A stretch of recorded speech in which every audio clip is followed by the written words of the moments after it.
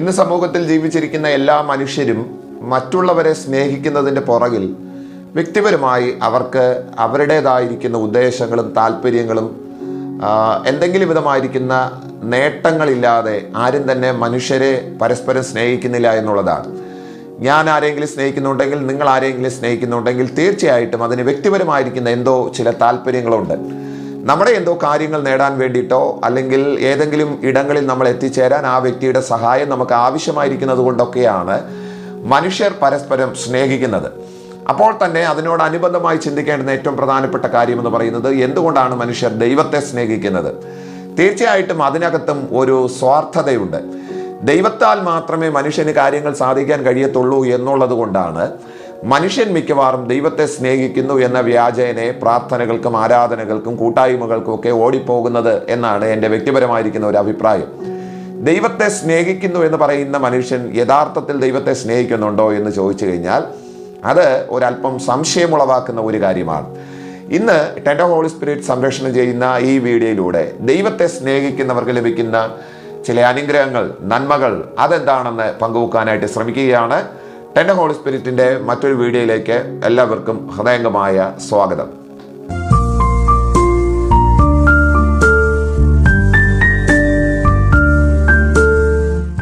നമ്മുടെ വാഴ്ത്തപ്പെട്ട കർത്താവായ യേശു ക്രിസ്തുവിൻ്റെ പരസ്യ ശുശ്രൂഷകളിൽ അവിടുത്തെ അനുഗമിച്ച നൂറുകണക്കിന് പതിനായിരക്കണക്കിന് ആൾക്കാരെക്കുറിച്ച് ചരിത്രകാരന്മാരും വേദപുസ്തകവും ഒരുപോലെ നമ്മളോട് പഠിപ്പിക്കുകയാണ്.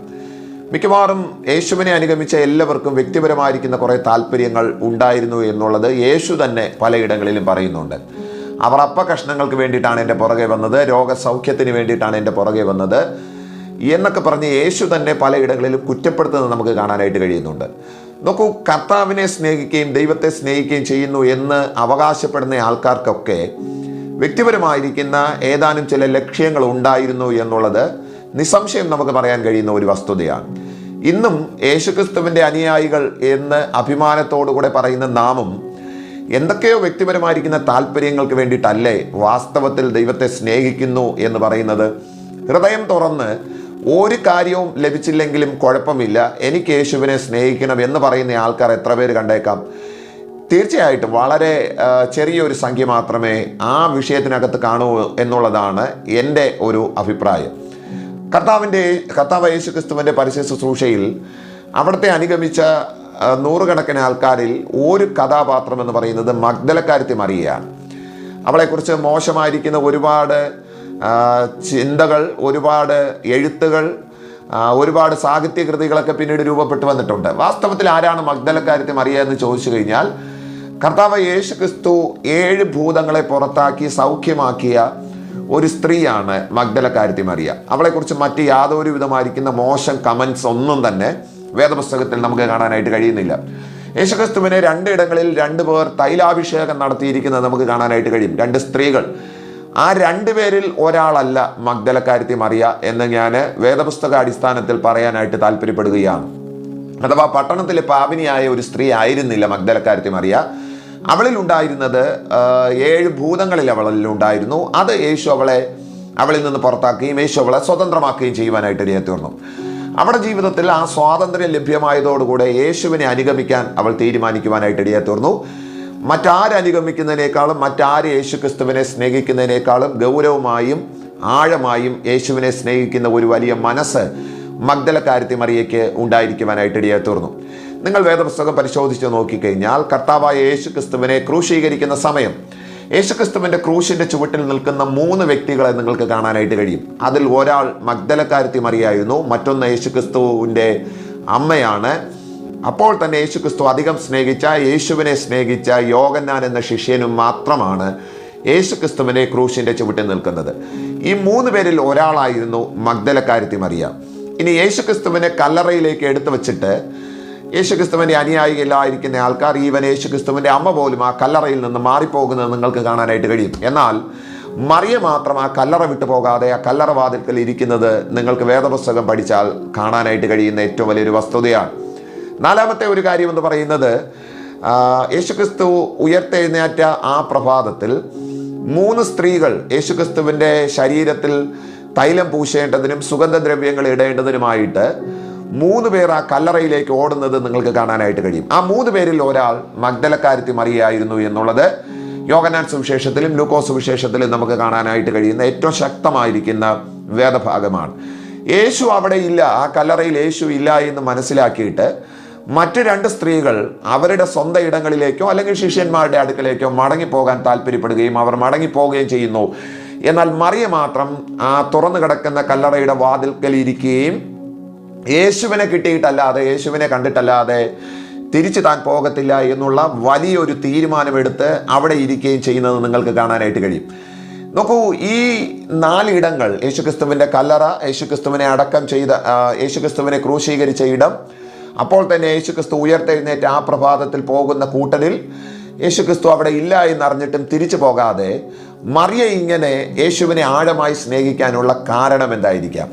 തീർച്ചയായിട്ടും അവളുടെ ജീവിതത്തിൽ കർത്താവ് ചെയ്തത് ഒരു ചെറിയ കാര്യമല്ല എന്ന് മനസ്സിലാക്കിയിട്ടാണ് അവൾ ആഴമായി യേശുവിനെ സ്നേഹിക്കുവാനായിട്ട് ഇടയായിത്തീരുന്നത്. സഹോദരങ്ങളെ, ഈ ദൈവവചനം കേൾക്കുമ്പോൾ ഞാൻ നിങ്ങളോട് പറയട്ടെ, നമ്മുടെ ജീവിതത്തിൽ കർത്താവ് ചെയ്യുന്ന ഒറ്റ കാര്യവും ചെറുതല്ല എന്ന് മനസ്സിലാക്കുന്ന വ്യക്തിക്ക് അവനെ ആഴമായി സ്നേഹിക്കാൻ കഴിയുമെന്നുള്ളതാണ് യാഥാർത്ഥ്യം. എല്ലാവർക്കും നന്മ ലഭിക്കുന്നു, കൂട്ടത്തിൽ നിങ്ങൾക്കും കിട്ടി എന്നാണ് ചിന്തയെങ്കിൽ എല്ലാ മനുഷ്യരും സ്നേഹിക്കുന്നത് പോലെ നമുക്ക് സ്നേഹിക്കാൻ കഴിയത്തുള്ളൂ. അതല്ല, നിങ്ങളൊരു യുണീക്കായിരിക്കുന്ന ഒരു വ്യക്തിയാണെന്നും നിങ്ങളുടെ ജീവിതത്തിൽ ദൈവം തന്ന വിടുതലുകൾ അത് ചെറുതല്ലെന്നും അതിന് നിങ്ങൾ അയോഗ്യരായിരുന്നിട്ടും കർത്താവ് നിങ്ങളെ ആദരിച്ചു എന്നും ബോധ്യമുണ്ടെങ്കിൽ തീർച്ചയായിട്ടും നിങ്ങൾക്ക് യേശുവിനെ ആഴമായി സ്നേഹിക്കാനായിട്ട് കഴിയുമെന്നുള്ളതാണ്.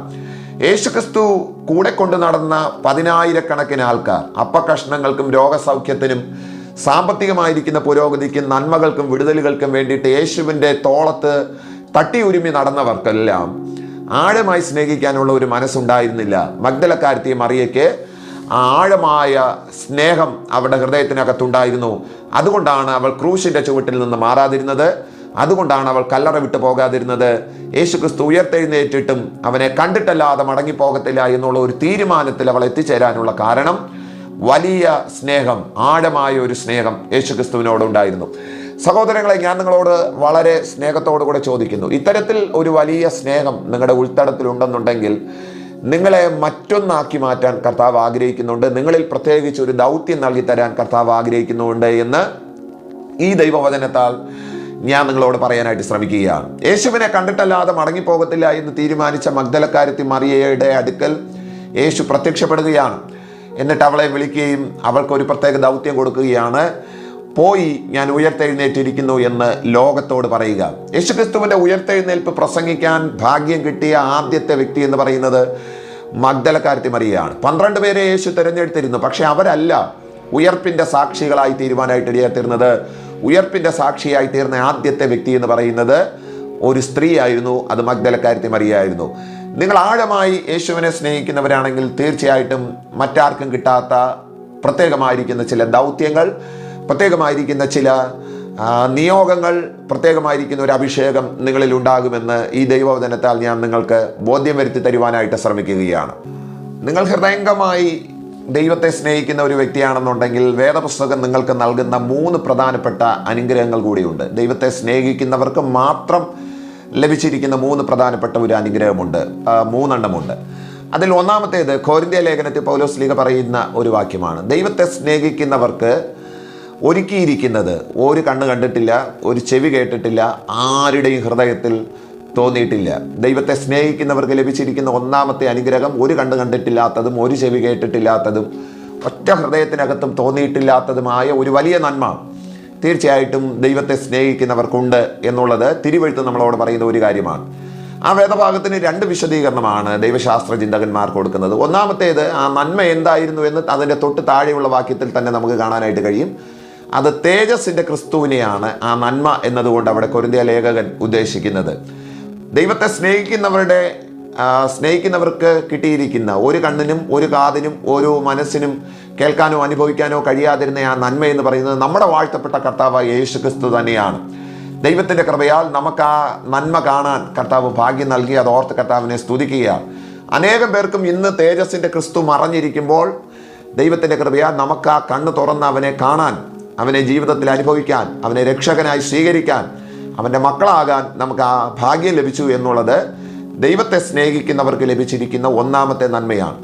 അതിൻ്റെ മറുഭാഗം, അതിൻ്റെ രണ്ടാമത്തെ ഭാഗം എന്ന് പറയുന്നത്, അത്തരത്തിൽ ദൈവത്തെ സ്നേഹിക്കുന്നവർക്ക് ഈ ഭൗതിക ലോകത്തിലും മറ്റാർക്കും കാണാൻ കഴിയാത്തതും മറ്റാർക്കും കേൾക്കാൻ കഴിയാത്തതും മറ്റൊരു ഹൃദയത്തിനകത്ത് ചിന്തിക്കാൻ കഴിയാത്തതുമായ നന്മകൾ ഉണ്ടാകും. എന്നെ കേൾക്കുന്ന പ്രിയമുള്ളവർക്ക് അത്തരത്തിലുള്ള അനുഗ്രഹങ്ങൾ ഉണ്ടായിട്ടുണ്ടെന്ന് ഞാൻ ചിന്തിക്കുകയാണ്. നിങ്ങളുടെ ജീവിതത്തിൽ എത്രയോ കണ്ണുകൾക്ക് കാണാൻ കഴിയാത്ത നന്മകളാണ് നിങ്ങളുടെ കൺവട്ടത്ത് കർത്താവ് കാണിച്ചു തന്നത്. ഒറ്റ മനുഷ്യന് എത്തിപ്പിടിക്കാൻ കഴിയാത്ത എത്രയോ ഇടങ്ങളിലാണ് നിങ്ങളുടെ കൈ ചെന്ന് പതിക്കുകയും നിങ്ങൾ അതിനെ സ്വായത്തമാക്കുകയും ചെയ്യുവാനായിട്ട് ഇടയാത്തീർന്നത്. ഒറ്റ മനുഷ്യൻ്റെ ഹൃദയത്തിനകത്ത് ചിന്തിക്കാൻ പോലും കഴിയാത്ത എത്രയോ പൊസിഷനുകളിലാണ് ദൈവം നമ്മളെ ഇരുത്തിയത്.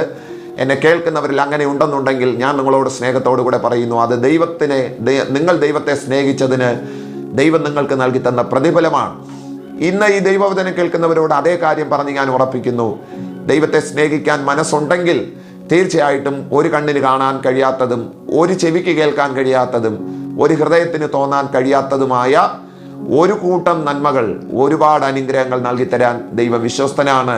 അതിൻ്റെ കണ്ടീഷൻ എന്ന് പറയുന്നത്, പുറകിലത്തെ കാരണം എന്ന് പറയുന്നത്, എന്ത് കാരണത്താൽ അത് കിട്ടുമെന്ന് ചോദിച്ചു കഴിഞ്ഞാൽ തീർച്ചയായിട്ടും അത് ദൈവത്തെ സ്നേഹിക്കുന്നവർക്ക് വേണ്ടിയിട്ട് മാത്രം ഉള്ളതാണ് എന്നുള്ളതാണ്. ദൈവത്തെ സ്നേഹിക്കുന്നവർക്ക് ലഭിച്ചിരിക്കുന്ന രണ്ടാമത്തെ ഒരു നന്മയുണ്ട്. അത് എഫേസ്യ ലേഖനം 6-ാമത്തെ അധ്യായം ഒടുവിലത്തെ വാക്യമാണ്. പൗലോസ് ലീഗ പറയുന്നു, അക്ഷയമായി ദൈവത്തെ സ്നേഹിക്കുന്നവരോട് കൂടെ ദൈവത്തിൻ്റെ കൃപയിരിക്കും എന്നവിടെ രേഖപ്പെടുത്തിയിരിക്കുകയാണ്. അക്ഷയമായി ദൈവത്തെ സ്നേഹിക്കുന്നവരോട് കൂടെ ദൈവത്തിൻ്റെ കൃപയിരിക്കും. ദൈവത്തെ സ്നേഹിക്കുന്ന ഒരു വ്യക്തിയാണോ നിങ്ങളെങ്കിൽ നിങ്ങൾക്ക് ലഭിച്ചിരിക്കുന്ന രണ്ടാമത്തെ അനുഗ്രഹം എന്ന് പറയുന്നത് ദൈവത്തിൻ്റെ മഹാകൃപയാണ്. അതൊരു ചെറിയ കാര്യമല്ലെന്ന് തിരിച്ചറിയുന്നവർക്കായിട്ട് ദൈവത്തിന് സ്തോത്രം ചെയ്യുകയാണ്. ദാവീദ് തൻ്റെ അരമനയ്ക്കകത്ത് കയറി ചെന്ന് തൻ്റെ കട്ടിലിൽ കവന്നു കിടന്നുകൊണ്ട് പ്രാർത്ഥിക്കുന്ന ഒരു പ്രാർത്ഥനയുണ്ട്. കർത്താവേ, നീ എന്നെ ഓർക്കാൻ ഞാൻ ആരാണ്? ഞാൻ ഇവിടം വരെ എത്താൻ എൻ്റെ ഗ്രഹം എന്തുള്ളൂ, എൻ്റെ കുടുംബം എന്തുള്ളൂ? ഞാൻ ഈ കൊട്ടാരം വരെ എത്തിച്ചേർന്ന് നിനക്ക് നന്ദി പറയുവാനും സ്തുതി പാടുവാനും തക്കവണ്ണം എന്നിൽ എന്ത് യോഗ്യതയാണ് നീ കണ്ടത്? എൻ്റെ ഗ്രഹത്തിന് നീ എന്ത് യോഗ്യതയാണ് കണ്ടത്? ഈ സ്ഥാനത്ത് എത്തിച്ചേരാൻ തക്കവണ്ണം ഞാൻ അയോഗ്യനാണ്. നിന്റെ കൃപ ഒന്നുകൊണ്ട് മാത്രമാണ് ഞാൻ ഇവിടെ വരെ എത്തിച്ചേർന്നതെന്ന് ദാവീദ് പറയുന്ന ആ വാക്ക് ദൈവകൃപയുടെ വലിപ്പത്തെ നമ്മളോട് അറിയിക്കുന്ന ഒന്നാണ്. സ്നേഹിത, ദൈവദാസ, ദൈവകുഞ്ഞെ, ഇന്ന് ഈ ദൈവവചനം ശ്രദ്ധിക്കുമ്പോൾ ചിന്തിക്കൂ. നിങ്ങളിരിക്കുന്ന ഈ പൊസിഷനിൽ എത്താൻ തക്കവണ്ണം നിങ്ങളുടെ കുടുംബ മഹിമയോ നിങ്ങൾക്ക് ലഭിച്ചിരിക്കുന്ന വിദ്യാഭ്യാസ യോഗ്യതയോ നിങ്ങളുടെ സാമ്പത്തികമോ ഒന്നുമല്ല കാരണം. അതിനേക്കാൾ അപ്പുറത്ത് ദൈവത്തിൻ്റെ കൃപ നിങ്ങളെ ആ ഇടങ്ങളിൽ എത്തിച്ചേർത്തു എന്ന് തിരിച്ചറിയാൻ കഴിയുന്നതാണ് ഏറ്റവും വലിയ കാര്യം. ദൈവത്തെ സ്നേഹിക്കുന്നവർക്ക് ലഭിച്ചിരിക്കുന്ന രണ്ടാമത്തെ അനുഗ്രഹം എന്ന് പറയുന്നത് ദൈവത്തിൻ്റെ അപാര കൃപയാണ്. പൗലോസിനോട് ദൈവം പറയുന്ന ഒരു വാക്കുണ്ട്, എൻ്റെ കൃപ നിനക്ക് മതി, എൻ്റെ ശക്തി നിന്റെ ബലഹീനതയിൽ തികഞ്ഞു വരുന്നതാണ്. നീ ഒരു കാര്യത്തിന് വേണ്ടിയിട്ട് ഇങ്ങനെ കിടന്ന് നിലവിളിക്കേണ്ട ആവശ്യമില്ല പൗലോസേ, എൻ്റെ കൃപയാണ് നിന്നെ ശക്തീകരിക്കുന്നത്. എസ്തറിനോടും ദൈവം അത് തന്നെയാണ് പറയുന്നത്. കുഞ്ഞേ, ഒരുപാട് പേരെ തള്ളിക്കളഞ്ഞിട്ട് ഈ 127 രാജ്യങ്ങളുടെ പ്രധാന രാജ്ഞിയാക്കി ഞാൻ നിന്നെ മാറ്റിയത് നിന്റെ വിദ്യാഭ്യാസമോ നിന്റെ സൗന്ദര്യമോ അല്ല, മറിച്ച് എൻ്റെ കൃപയാണ്. ഞാൻ ഇന്ന് ഈ ദൈവവചനം കേൾക്കുന്ന എൻ്റെ വാത്സല്യ സഹോദരങ്ങളോട്, ദൈവമക്കളോട്, അമ്മയപ്പന്മാരോട്, കുഞ്ഞുങ്ങളോട് വളരെ സ്നേഹത്തോടു കൂടെ പറയുന്നു, നിങ്ങൾ എവിടെയെങ്കിലും എത്തിച്ചേരണമെങ്കിൽ ദൈവത്തിൻ്റെ കൃപ അനിവാര്യമാണ്. ദൈവത്തിൻ്റെ കൃപയില്ലാതെ നിങ്ങൾക്ക് ഒരിടം എത്തിച്ചേരാനായിട്ട് കഴിയത്തില്ല. ആ കൃപ നിങ്ങൾക്ക് ലഭിക്കണമെങ്കിൽ നിങ്ങൾ അക്ഷയമായി ദൈവത്തെ സ്നേഹിക്കണം എന്നുള്ളതാണ് ആ കൃപ ലഭിക്കാനുള്ള ഏറ്റവും വലിയ വഴി എന്ന് പറയുന്നത്. ദൈവത്തെ സ്നേഹിക്കുന്നവർക്ക് ലഭിച്ചിരിക്കുന്ന മൂന്നാമത്തെ ഒരു അനുഗ്രഹം കൂടിയുണ്ട്. അത് റോമാലേഖനം 8-ാമത്തെ അധ്യായത്തിൽ അപ്പോസ്തലൻ പറയുന്ന ഒരു വാക്കാണ്. ദൈവത്തെ സ്നേഹിക്കുന്നവർക്ക്, നിർണയപ്രകാരം വിളിക്കപ്പെട്ടവർക്ക് സകലതും നന്മയ്ക്കായി കൂടി വ്യാപരിക്കുന്നു. നിങ്ങൾ ദൈവത്തെ വാസ്തവമായി സ്നേഹിക്കുന്ന ഒരാളാണോ? ഞാൻ ഹൃദയം തുറന്ന് നിങ്ങളോട് പറയുന്നു, നിങ്ങൾക്ക് എന്ത് ദോഷം സംഭവിച്ചാലും കർത്താവ് അതിനെ നന്മയ്ക്കാക്കി മാറ്റുമെന്നുള്ളതാണ് നിങ്ങൾ ദൈവത്തെ സ്നേഹിച്ചാൽ നിങ്ങൾക്ക് കിട്ടിയിരിക്കുന്ന മൂന്നാമത്തെ അനുഗ്രഹം എന്ന് പറയുന്നത്. ചിലപ്പോഴൊക്കെ നിങ്ങൾ ചിന്തിച്ചിട്ടില്ലേ, ഇത് എനിക്ക് ദോഷത്തിനാണെന്ന്? ഒരിക്കലുമല്ല. നിങ്ങൾ ദൈവത്തെ സ്നേഹിക്കുന്ന ഒരു വ്യക്തിയാണോ, അത് തീർച്ചയായിട്ടും നിങ്ങൾക്ക് നന്മയ്ക്കാക്കി മാറ്റുന്ന ഒരു കർത്താവുണ്ട്. നിങ്ങളുടെ ജീവിതത്തിൽ സംഭവിച്ചിരിക്കുന്ന അപകടം, നിങ്ങളുടെ ജീവിതത്തിൽ സംഭവിച്ചിരിക്കുന്ന രോഗം, ജീവിതത്തിൽ സംഭവിച്ചിരിക്കുന്ന ആ സാമ്പത്തിക തകർച്ച, നിങ്ങൾ അനുഭവിക്കുന്ന ഈ ഒറ്റപ്പെടൽ, ഏകാന്തതകൾ, ജീവിതത്തിൻ്റെ തടവറകൾ, തീർച്ചയായിട്ടും അത് നന്മയ്ക്കാണ്. നിങ്ങൾ വാസ്തവത്തിൽ ദൈവത്തെ സ്നേഹിക്കുന്ന ഒരു വ്യക്തിയാണെന്നുണ്ടെങ്കിൽ പരിശുദ്ധാത്മാവ് ഈ ദൈവവചനത്താൽ നിങ്ങളോട് ഹൃദയം തുറന്നു പറയുന്നു, നിങ്ങൾക്ക് സകലതും നന്മയ്ക്കായി കൂടി വ്യാപരിപ്പിക്കാൻ ദൈവത്തിന് കഴിയും എന്നുള്ളതാണ്. ഞാൻ കേട്ടിട്ടുള്ള ഒരു കഥ പറഞ്ഞ് സന്ദേശം അവസാനിപ്പിക്കുകയാണ്. ടൈറ്റാനിക് എന്ന് പറയുന്ന വലിയൊരു കപ്പൽ യാത്ര തുടങ്ങുന്നതിന് മുമ്പ് ഇംഗ്ലണ്ടിൽ നിന്ന് ഒരുപാട് പേർ ആ കപ്പൽ യാത്രയ്ക്ക് വേണ്ടിയിട്ട് തയ്യാറാകുകയാണ്. കൂട്ടത്തിൽ ക്ലാർക്ക് എന്ന് പറയുന്ന ഒരു മനുഷ്യൻ അദ്ദേഹത്തിൻ്റെ 3 കുഞ്ഞുങ്ങൾക്കും ഭാര്യയ്ക്കും തനിക്കും വേണ്ടിയിട്ട് റീഫണ്ടബിൾ അല്ലാത്ത ടിക്കറ്റുകൾ 5 ടിക്കറ്റുകൾ അദ്ദേഹം സ്വന്തമാക്കുവാനായിട്ട് ഇടയായി തീർന്നു. ആ യാത്ര പുറപ്പെടുന്നതിന് 3-4 ദിവസങ്ങൾക്ക് മുമ്പ് അദ്ദേഹത്തിൻ്റെ ഏറ്റവും ഇളയ മകനെ ഒരു തെരുവ് നായി കടിച്ചു. ആ കുഞ്ഞ് വളരെ അസ്വസ്ഥനായി, രോഗാതുരനായി. ആ കുഞ്ഞിനെ വീട്ടിൽ സൂക്ഷിക്കാൻ കുറച്ച് നാളത്തേക്ക് പുറത്തേക്കൊന്നും പോകാൻ പാടില്ല, യാത്ര പാടില്ല, അങ്ങനെ ക്വാറന്റൈൻ ചെയ്യുകയാണ്. അമ്മയും മകനെയും തനിച്ചാക്കി ബാക്കി കുട്ടികളുമായിട്ട് യാത്ര പുറപ്പെടാമെന്ന് ക്ലർക്ക് വിചാരിച്ചെങ്കിലും മകനോടും ഭാര്യയോടുമുള്ള സ്നേഹം അവരെ തനിച്ചാക്കി പോകാൻ കഴിയാത്തത് കൊണ്ട് അദ്ദേഹം ആ സ്വപ്നയാത്ര ഒഴിവാക്കുകയാണ്. ആ യാത്ര പുറപ്പെടുന്നതിൻ്റെ അന്ന് മുറുകെ പിടിച്ചുകൊണ്ട് 5 ടിക്കറ്റുകൾ കയ്യിൽ മുറുകെ പിടിച്ചുകൊണ്ട് ഇംഗ്ലണ്ടിലെ സൗത്ത് ഹാംപ്ടൺ പോർട്ടിൽ അദ്ദേഹം ആ കപ്പൽ പതിയെ തെന്നി നീങ്ങുന്നത് നോക്കി നിൽക്കുകയാണ്. അദ്ദേഹത്തിൻ്റെ കണ്ണുകൾ നിറഞ്ഞൊഴുകുകയാണ്. 1 കൊല്ലം കൊണ്ട് അദ്ദേഹം അധ്വാനിച്ച അദ്ദേഹത്തിൻ്റെ പണമാണ് ഇപ്പോൾ നഷ്ടപ്പെട്ടു പോയിരിക്കുന്നത്. അതിൻ്റെ ദുഃഖം അദ്ദേഹത്തിൻ്റെ മനസ്സിലുണ്ട്. എന്നാൽ ഈ യാത്ര നടത്താൻ കഴിയാത്തതിൻ്റെ ദുഃഖം അദ്ദേഹത്തിൻ്റെ ഹൃദയത്തെ വല്ലാതെ ഭരിച്ചു. അദ്ദേഹം തിരിച്ച് വീട്ടിൽ വന്ന് കുറേ ദിവസങ്ങൾ വാതിൽ പൂട്ടി അകത്ത് തന്നെ ഇരുന്നു. 2-3 ദിവസങ്ങൾ എങ്ങും പുറത്തേക്ക് പോയില്ല. ഭയങ്കരമായ നിരാശ അദ്ദേഹത്തിൻ്റെ മുഖത്തുണ്ട്.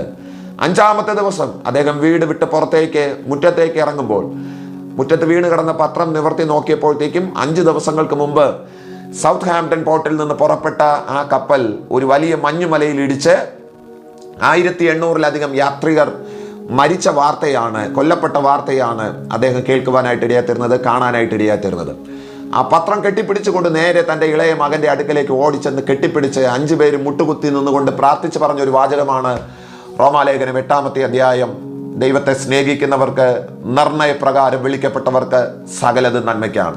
ഇന്ന് നിങ്ങൾ അനുഭവിക്കുന്ന ഈ വേദന, ഇന്ന് നിങ്ങൾ അനുഭവിക്കുന്ന ഈ ഒറ്റപ്പെടൽ, ഇന്ന് നിങ്ങൾ അനുഭവിക്കുന്ന ഈ തകർച്ച, നൊമ്പരം, വലിയ വേദനകൾ തീർച്ചയായിട്ടും അത് നന്മയ്ക്കായി മാറുന്ന ഒരു ദിവസമുണ്ട്. മനുഷ്യർ നിങ്ങൾക്ക് വരുത്തുന്ന ദോഷങ്ങൾ നന്മയ്ക്കായി മാറുന്ന ഒരു ദിവസമുണ്ട്. ആരൊക്കെയോ നിങ്ങളെ പറ്റിച്ചത്, ചതിച്ചത്, വലിയ ദുരന്തങ്ങളിലേക്ക് നിങ്ങളെ കൊണ്ടുവിട്ടത് തീർച്ചയായിട്ടും അത് നന്മയ്ക്കായി മാറുന്ന ഒരു ദിവസമുണ്ട്. മനുഷ്യർ ചേർന്ന് നിങ്ങളെ കബളിപ്പിച്ചത്, മനുഷ്യരും പിശാചും നിങ്ങൾക്ക് ചേർന്ന് ഒരുക്കിയ ചതിക്കുഴികൾ, ഇതൊക്കെ നന്മയ്ക്കായി മാറുന്ന ഒരു ദിവസമുണ്ട്.